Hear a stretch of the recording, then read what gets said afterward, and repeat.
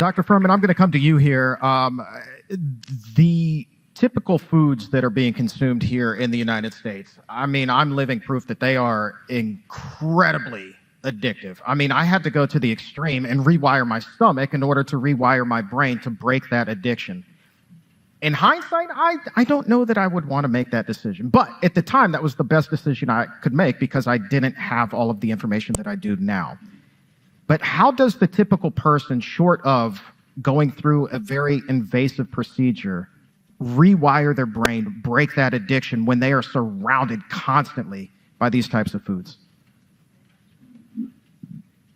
You know, it's a difficult thing to do, and I've spent my career trying to help people like that.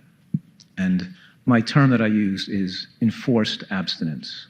My conclusion after studying this and working in the field for so many decades is that baby stepping your way into healthy eating leads to more chance of recidivism and failure with a severe addict.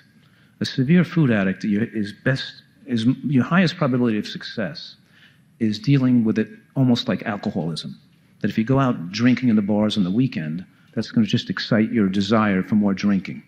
And the same thing, when we baby step our way into healthy eating, the chronic use of these highly addictive food substances just lights the fire under the desire to want them and to keep wanting them. And even people on diets lose some weight and gain it back again and don't stay committed to eating healthfully for the rest of their life. So this takes an incredible amount of education to the individual to learn. And then it takes the dedication, take the initiative, but then the dedication over time and the repetition and to set up a healthy environment around themselves and the determination to follow through with this. And us professionals work with people like that to give them the support, the moral support they need.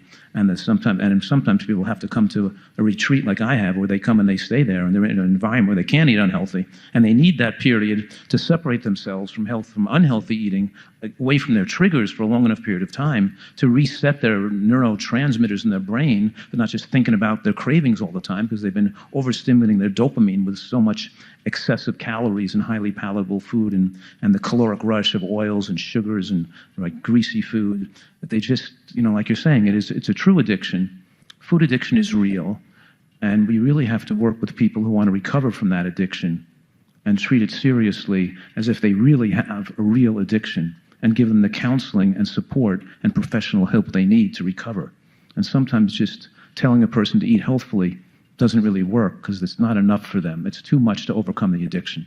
No, and I don't think that a person in that position is going to know what it means to eat healthfully anyway. It's like you literally have to give them a very scripted playbook. Yeah, here are your parameters. In a 15-minute doctor visit, a person's not going to change their whole life. No. They need something more than that. Yeah. And that's why a lot of lifestyle medicine physicians are setting up office meetings where the people come in groups and they spend a few hours with the groups and make them come back every week. And there's a way we're trying to connect with people where there's more touch points and more connection with them to motivate them more than just a 10-minute medical visit can do. How long does it take to reset those neurotransmitters? Not to give you I don't need that 27.4 week answer. But is it on average based off of what you've seen? Is it a 3-week process, a 3-month process? Just ballpark me here, best you can. The drug addiction model is usually a 3-month process to see less chance of recidivism.